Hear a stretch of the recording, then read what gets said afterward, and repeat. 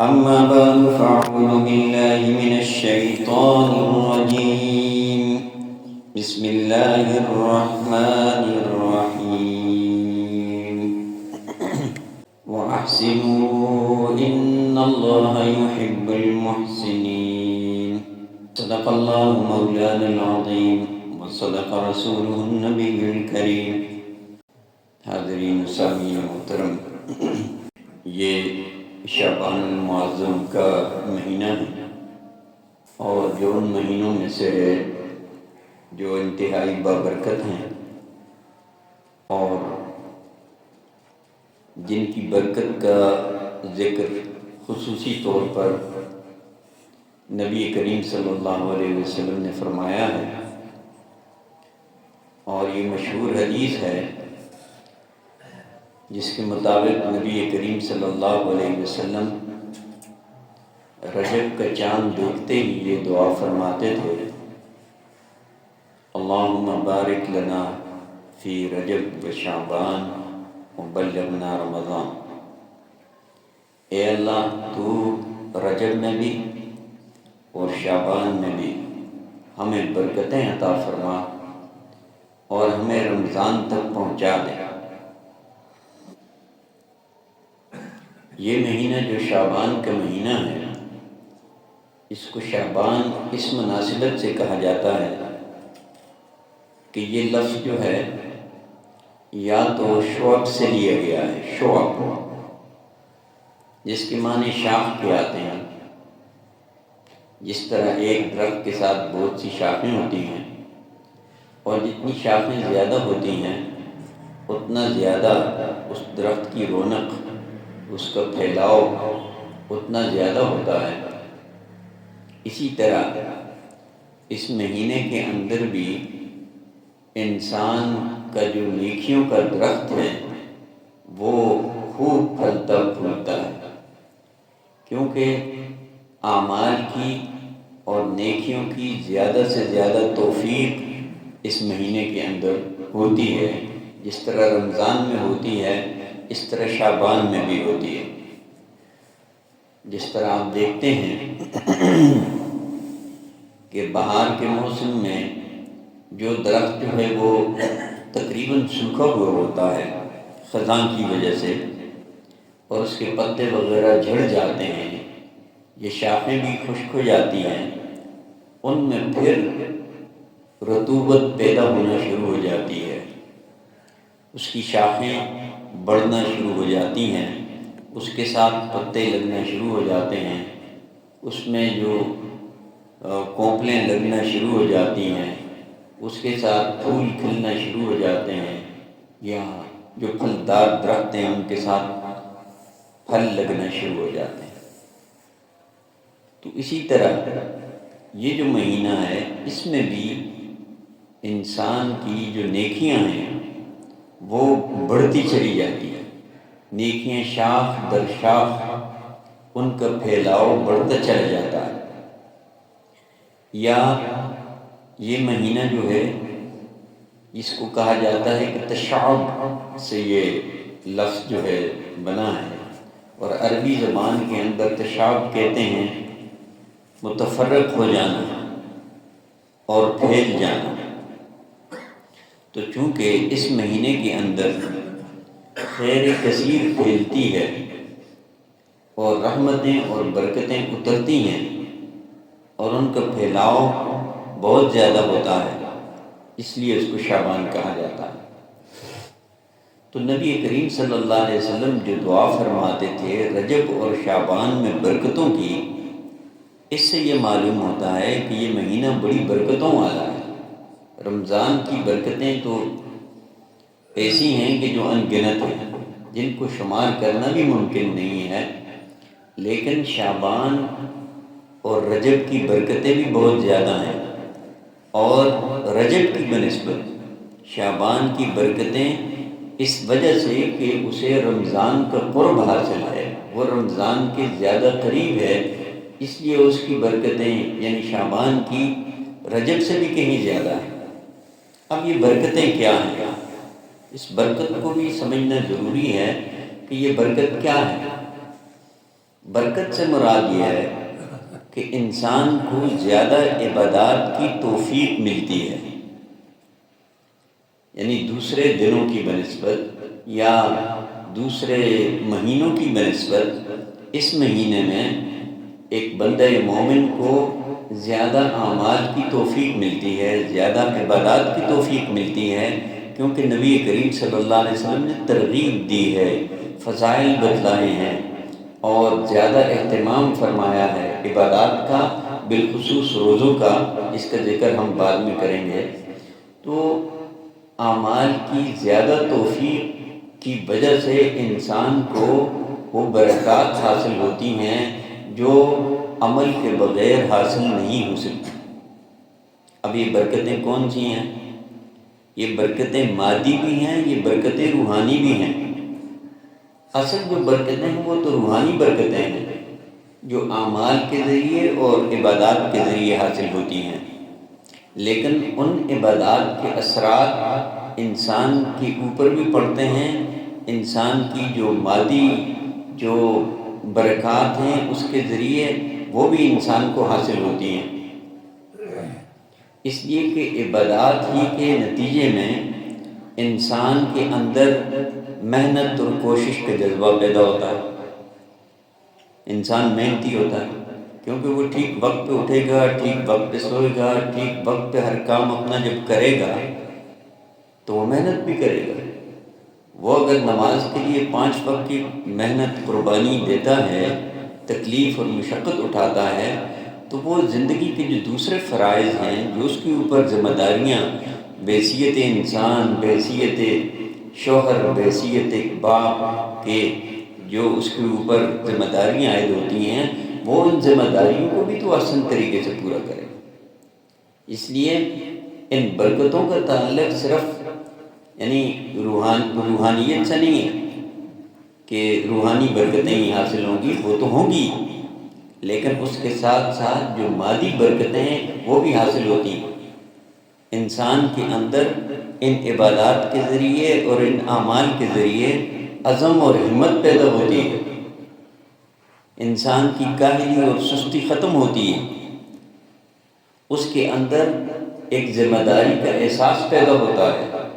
جو نماز پڑھنے والا ہے یا روزہ رکھنے والا ہے یا عبادات کرنے والا ہے، اس کے اندر ذمہ داری کا احساس پیدا ہوتا ہے، جبکہ اس کے برعکس دوسرا شخص جو عبادات سے محروم ہے اس کے اندر وہ احساس ذمہ داری پیدا نہیں ہوتا۔ تو یہ ساری برکتیں ہیں جو عبادات کے ذریعے حاصل ہوتی ہیں۔ جو شخص اللہ کو راضی کرتا ہے اور اللہ کی اطاعت کرتا ہے اور اللہ کی مان کر چلتا ہے اور زیادہ عبادات میں منہمک ہوتا ہے، اسے دوسروں کے حقوق کی زیادہ فکر ہوتی ہے، کیونکہ اللہ ہی نے دوسروں کے حقوق اس کے ذمہ عائد کیے ہیں۔ وہ دوسروں کو تکلیف پہنچانے سے گریز کرتا ہے، اس کی کوشش یہ ہوتی ہے کہ اس کے ذریعے کسی دوسرے کو تکلیف نہ پہنچے، کیونکہ اس کا رب ناراض ہوتا ہے ان باتوں سے۔ تو یہ مطلب ہے برکت کا، یعنی برکت سے مراد یہ ہے کہ انسان کو زیادہ اعمال کی توفیق ہوتی ہے، زیادہ عبادات کی توفیق ہوتی ہے، اور ان عبادات کے اثرات انسان کی روحانی زندگی پر بھی پڑتے ہیں اور انسان کی مادی زندگی پر بھی پڑتے ہیں۔ اب وہ دیکھیں نبی کریم صلی اللہ علیہ وسلم کی سیرت طیبہ کو دیکھیں یا ان حالات و واقعات کو کہ کیا رحمتیں اور برکتیں اس مہینے میں اتری ہیں، ان کو بھی دیکھنے کی ضرورت ہے۔ وہ رحمتیں اور برکتیں کیا تھیں؟ یہ ان رحمتوں اور برکتوں میں سے جو رمضان میں حضور صلی اللہ علیہ وسلم کو اور آپ صلی اللہ علیہ وسلم کے طفیل اس امت کو حاصل ہوئی ہیں، ایک نعمت یہ تھی کہ قبلے کی تحویل قبلہ یا قبلے کی تبدیلی کا حکم بھی اس مہینے میں ہوا۔ اور قبلے کی تبدیلی کوئی معمولی عمل نہیں تھا، یہ وہ قبلہ جو ابراہیمی قبلہ کہلاتا ہے، جو ہماری شناخت ہے، جو ہماری پہچان ہے، جس کی سب سے پہلی بنیاد حضرت آدم علیہ السلام نے رکھی تھی، ان اول بیت وضع للناس للذی ببکہ مبارکا وہدی للعالمین، سب سے پہلا گھر ہوئے زمین پر جو اللہ کی عبادت کے لیے بنایا گیا تھا وہ یہ گھر تھا۔ تو ظاہر ہے انسان کو طبی طور پر اپنے آباء و اجداد کا دین طریقہ بہت محبوب ہوتا ہے، اور خاص طور پر وہ پہلا گھر جو روئے زمین پر بنا وہ کتنا بابرکت ہوگا، جس کا ذکر اس آیت میں بھی ہے۔ تو نبی کریم صلی اللہ علیہ وسلم کی بڑی شدید خواہش تھی اور بڑی تمنا تھی کہ جو میرا آبائی قبلہ ہے اس کی طرف مجھے پھر رخ کرنے کا حکم دیا جائے، اور یہ چونکہ وحی کے ذریعے بتلا دیا گیا تھا کہ یہ ایک عارضی طور پر آپ کو بیت المقدس کی طرف رخ کرنے کا حکم دیا جا رہا ہے، کچھ مصالح کی وجہ سے، کچھ حکمتیں تھیں، لیکن یہ عارضی حکم ہے۔ تو آپ صلی اللہ علیہ وسلم کی بڑی شدید تمنا تھی، قرآن نے اس کا خصوصی طور پر ذکر کیا ہے، قد نرا تقلب وجهك في السماء فلنولینک قبلۃ ترضاها، ہم دیکھ رہے ہیں آپ کی چہرہ بار بار آسمان کی طرف اٹھ رہا ہے کہ کب وحی اترے گی اور قبلہ تبدیل کرنے کا حکم ہوگا۔ آپ صلی اللہ علیہ وسلم کی بیت اللہ کے ساتھ جو شدید محبت تھی اس کا اندازہ اس آیت سے لگایا جا سکتا ہے جو یہاں پہ ذکر کی گئی ہے۔ قرآن کوئی بھی ایسی بات نہیں کرتا جو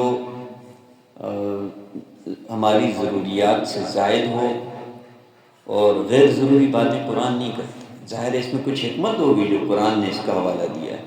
یہ بتانے کے لیے کہ یہ قبلہ مسلمانوں کو کتنا محبوب ہونا چاہیے جو اللہ کے نبی کو محبوب تھا،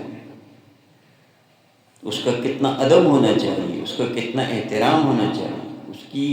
عظمت، اس کی تقدس مسلمانوں کے دل کے اندر ہونا چاہیے،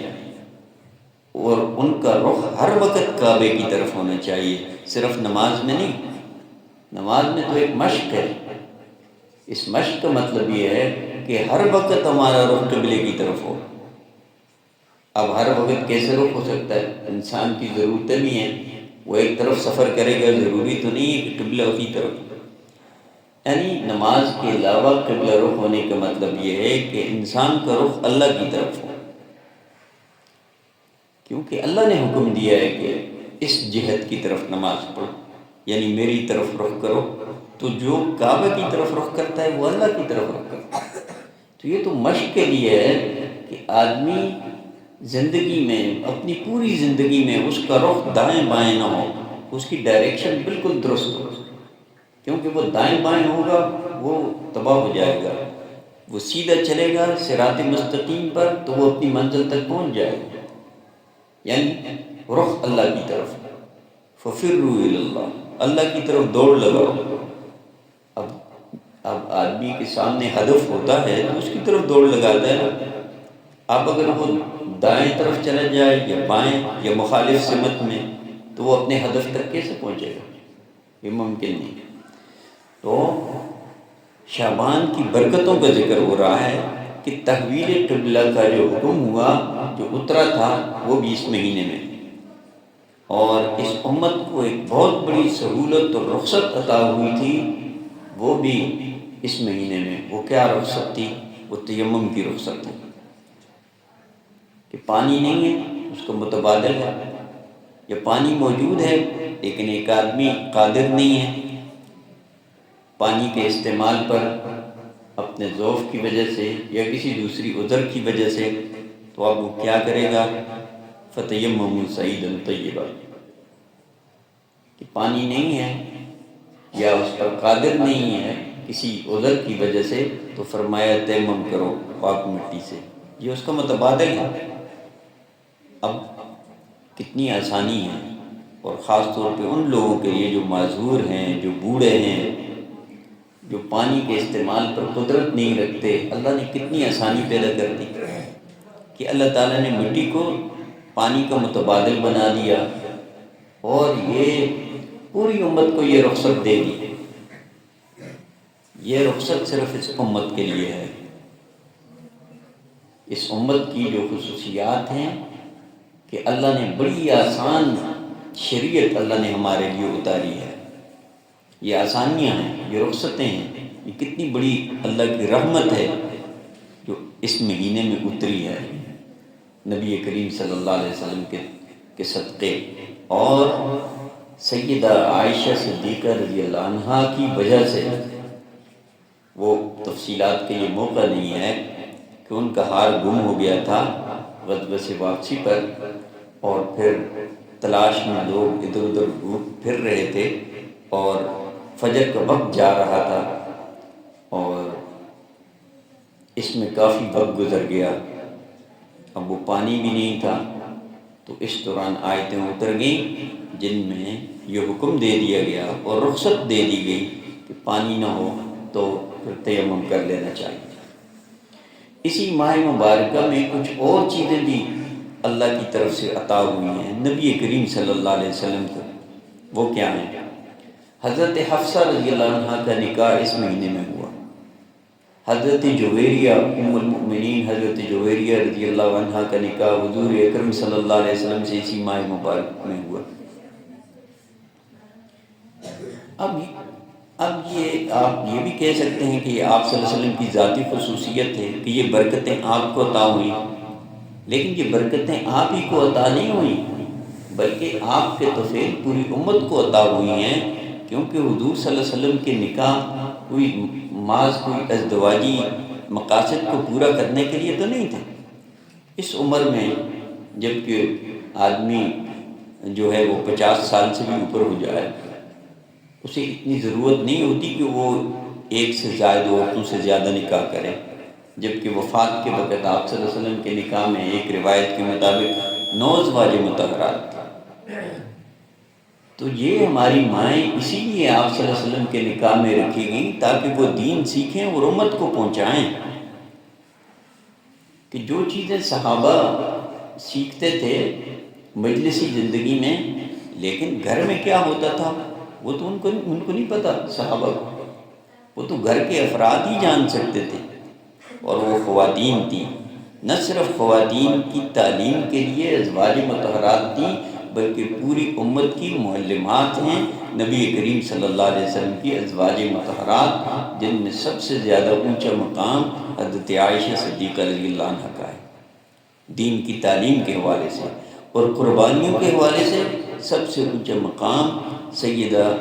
خدیجہ رضی اللہ عنہا کا ہے، جنہوں نے اپنا سب کچھ مال وقف کر دیا اور اس دور میں قربانیاں دیں جبکہ کوئی سہارا بھی نہ تھا۔ تو یہ امہات المؤمنین کی قربانیاں ہیں اس امت کے لیے۔ تو یہ مہینہ بڑی برکتوں والا ہے۔ اس مہینے میں کے حوالے سے کچھ فضائل ہیں، کچھ احادیث میں نبی کریم صلی اللہ علیہ وسلم کے معمولات مبارکہ کا ذکر بھی آ رہا ہے، اور جن میں سے ایک حدیث وہ ہے جو حضرت ام سلمہ رضی اللہ عنہ سے مروی ہے، جس میں وہ فرماتی ہیں ما رأیت رسول اللہ صلی اللہ علیہ وسلم یصوم شہرین متتابعین الا شعبان و رمضان،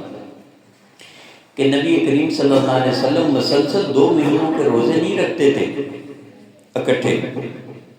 سوائے شعبان اور رمضان کا، یعنی تقریباً رمضان تو گزرتا ہی تھا سارا روزے سے، شعبان بھی روزوں میں گزر جاتا تھا، اس فرق کے ساتھ کہ رمضان کے روزے فرض تھے اور شعبان کے روزے نفلی تھے۔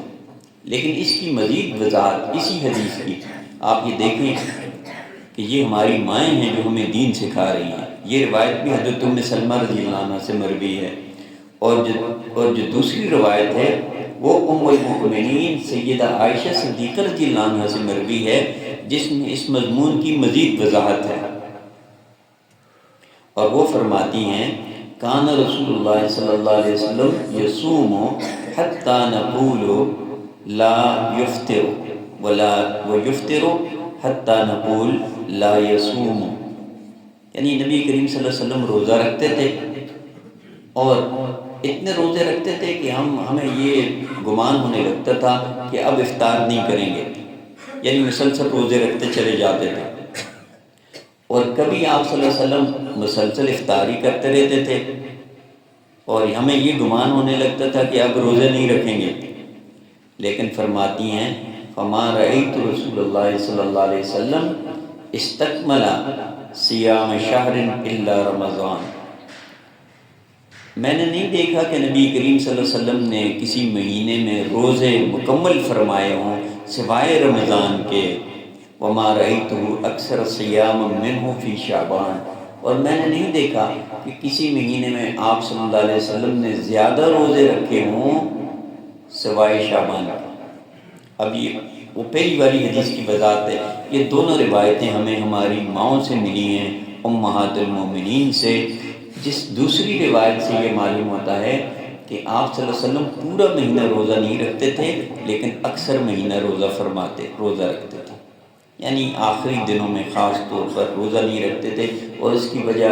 علماء نے یہ بیان کی ہے تاکہ فرق ہو جائے شعبان میں اور رمضان میں فرق کے لیے۔ اور بعض روایات میں منع بھی فرمایا ہے کہ آخری جو 15 دن ہیں شعبان کے ان میں روزہ نہ رکھا جائے، لیکن اس میں بھی علماء نے اجازت دی ہے بعض شرائط کے ساتھ کہ اگر کوئی شخص مستقل ہمیشہ روزہ رکھنے کا معمول ہو جس کا، اور جس کی عادت ہو، تو اس کے لیے حرج نہیں، اور خاص طور پہ جس نے شعبان کی شروع ہی سے روزے رکھنا شروع کیا ہوں، وہ اگر آخری 15 دنوں میں بھی رکھتا ہے تو اس میں کوئی حرج نہیں۔ لیکن بہتر یہ ہے کہ جو آخری دن ہیں، یعنی کم از کم 1-2 دن، ان میں روزہ نہ رکھنا شعبان میں بہتر ہے، وہ اسی مقصد کے لیے ہے تاکہ رمضان اور اس میں فرق معلوم ہو جائے۔ بہرحال یہ معمولات ہیں نبی کریم صلی اللہ علیہ وسلم کی، ان میں سے ایک روزے کا عمل بھی ہے، وہ 15 شعبان سے متعلق ہے، اور اس میں بھی کچھ روایات ہیں اور ان کے بارے میں کچھ جرح بھی کی گئی ہے، اس حوالے سے انشاءاللہ پھر بات ہوگی۔ بہرحال اتنی بات ہمیں ذہن نشین رکھنی چاہیے کہ یہ مہینہ اللہ نے رمضان کی تیاری کے لیے ہمیں دیا ہے تاکہ ہم مشق کر لیں، ہم ریہرسل کر لیں، ہم رمضان کے لیے تیار ہو جائیں، اس کی رحمتوں اور برکتوں کو سمیٹنے کے لیے پہلے سے ہم تیاری شروع کر دیں۔ اور اگر پہلی تیاری نہیں ہوگی تو ایسا نہ ہو کہ رمضان کا جو ابتدائی حصہ ہے وہ کہیں غفلت میں نہ گزرے۔ آپ اگر کہیں سفر کرتے ہیں اور جتنا دور کا یا اہم سفر ہوتا ہے تو آپ جس وقت نکلتے ہیں اس وقت تیاری کرتے ہیں، بعض اوقات تو مہینوں پہلے تیاری شروع ہو جاتی ہے۔ اب اتنا اہم مہینہ جو ہماری زندگی کا سب سے قیمتی مہینہ ہے رمضان کا، اس کی تیاری کے لیے بھی تو کچھ محنت کرنی ہوگی، جس طرح نبی کریم صلی اللہ علیہ وسلم فرماتے تھے اور ترغیب دیتے تھے۔ اللہ تعالی ہمیں اس مہینے کی بھی قدردانی کی، اس مہینے کے اعمال کی، اور نفلی روزے رکھنے کی، اور زیادہ عبادات کی، دعاؤں کی، توبہ اور استغفار کی، اور درود پاک کثرت کے ساتھ پڑھنے کی، اور اپنے اعمال کی اصلاح کی۔ اللہ تعالیٰ ہمیں توفیق نصیب فرمائے۔ وآخر دعوانا الحمد للہ رب العالمین۔